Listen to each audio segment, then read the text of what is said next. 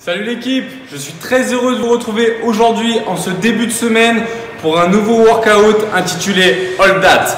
Il va falloir tout donner aujourd'hui, mais avant ça, pense à t'inscrire sur notre chaîne YouTube en t'abonnant ci-dessous. Allez, vas-y, prends le temps. Vas-y, je te laisse encore 3 secondes. 1, 2, allez, inscris-toi. C'est pas fait, allez, vas-y, abonne-toi. Ok, maintenant c'est bon, on peut enfin commencer les choses sérieuses. Donc All That, ça va être un WOD avec un fort volume. Avant ça, partons sur le warm-up. Vous allez devoir effectuer 3 rounds aujourd'hui avec 30 secondes de PVC pass-through.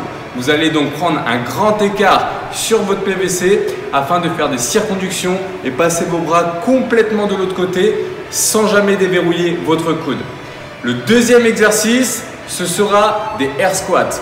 Je vais vous demander de garder le pied complètement à plat au sol et vous allez faire attention à ne jamais lever ni le talon ni les orteils. Vous allez donc descendre dans un squat complet tout en maintenant les abdominaux serrés pour éviter d'avoir le dos qui s'arrondit. Lorsque vous remontez, faites une belle poussée dans vos jambes afin de finir en extension complète en haut et détendre vos hanches entièrement. N'oublions pas, le warm-up sert de préparation. Ce n'est pas une course, donc faites vos exercices tranquillement pour bien vous échauffer. Allez, aujourd'hui, notre WOD est composé de 3 mouvements différents, mais comme je vous l'ai dit, on va les faire un sacré paquet de fois aujourd'hui. Donc, le WOD est un 50, 40, 30, 20 et 10 répétitions de Dumbbell Alternated Snatch Single Arm. Donc, c'est-à-dire que vous avez une seule main sur votre haltère et vous allez venir arracher cet objet jusqu'au-dessus de votre tête. Il faudra veiller à garder un alignement parfaitement droit au-dessus de la tête et ne pas déporter le bras. Je vais vous demander aujourd'hui de venir mettre l'haltère un petit peu en arrière au niveau de vos talons afin d'avoir plus d'extension de hanche. C'est-à-dire que si vous mettez votre haltère trop en avant, vous avez un porte-à-faux au niveau de votre dos qu'on ne veut pas retrouver. Sinon, vous allez forcer dessus. Donc, plus vous allez mettre en retrait votre haltère, plus vous allez pouvoir bénéficier de cette extension de hanche qui génère beaucoup de puissance et donc vous apportera de l'aisance dans le geste. Sur ces arrachés, il faudra bien sûr alterner les répétitions. Toutefois, si vous avez un objet trop lourd ou pas de dumbbell à disposition, je vous invite à mettre vos mains de part et d'autre de la dumbbell afin d'utiliser vos 2 bras pour tirer dessus.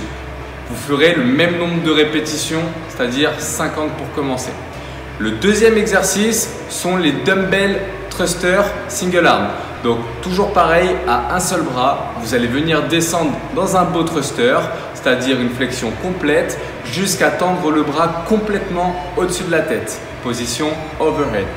Du coup, si ça c'est compliqué, pareil avec une main, vous pouvez mettre vos mains de part et d'autre de l'objet afin de le pousser dans la position overhead.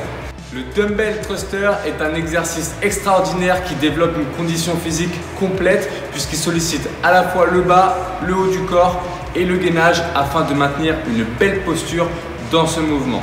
De plus, il développe un cardio puisque plus l'amplitude d'un mouvement est complète, plus il a d'impact au niveau cardiovasculaire. Après la série de 50 sur chacun de ces mouvements, vous allez devoir effectuer, si vous êtes de niveau RX, 60 double unders. Pour les intermédiaires et débutants qui ne maîtrisent pas encore cet exercice, je vous invite à réaliser 100 simple under ou 100 mountain climbers. Donc, pour les double unders, vous allez devoir sauter haut et effectuer une rotation des poignets plus rapide afin de faire passer 2 fois le câble autour de votre corps.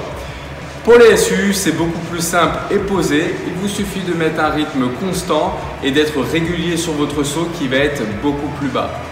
Pour le mountain climbers, je vous invite à mettre les mains juste sous vos épaules et à bien stabiliser votre bassin pour effectuer toutes les répétitions. N'oubliez pas, la vitesse c'est bien, une meilleure exécution c'est encore mieux. Ça y est, vous avez fini la série de 50, 50 plus les 60 double unders qui tombent à chaque tour. Maintenant on passe sur la série de 40, 40 et toujours le même nombre de cordes à sauter. 30, 30, toujours le même nombre de cordes à sauter et vous avez compris la suite. Aujourd'hui, en termes de stratégie, je vous demande de ne pas partir fort sur la série de 50, 40 et 30. Il faudra avoir un rythme plutôt modéré plus, mais sans être à fond. d'accord? Et ensuite, à partir de la série de 20, là, vous allez lâcher les chevaux et venir accélérer pour vous donner à fond et bien finir ce WOD.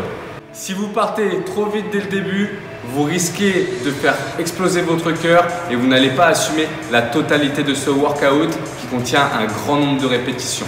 Aujourd'hui, les objectifs. Si vous êtes RX, sont d'effectuer ce WOD en moins de 17 minutes. D'accord? Donc rythme très rapide pour les RX, il ne va vraiment pas falloir traîner. Pour les intermédiaires, je vous invite à terminer ce workout en 20 minutes. Et pour les débutants, avant le temps imparti des 22 minutes de time cap, cependant, vous allez avoir plusieurs adaptations. Donc, je vous invite grandement à utiliser les deux mains sur votre objet à chaque fois, puisque vous n'avez pas encore forcément le niveau de solidité et de stabilité nécessaire dans les épaules pour faire du single arm. En termes de répétition et de volume, vous allez réduire et partir directement sur la série des 40 répétitions. Vous ne commencerez pas par la série de 50. Puis, pour le troisième exercice qui vient toujours après les snatchs et les thrusters, je vous conseille de faire toujours 60 single unders ou 60 mountain climbers au lieu des 100 que je recommande pour le niveau intermédiaire. Voilà la team. N'oubliez pas, le CrossFit c'est un vrai mode de vie. L'entraînement est une chose, par contre pensez aux choses qui vont autour de l'entraînement. Essayez d'avoir une belle qualité de sommeil avec 7 à 8 heures minimum de repos par nuit.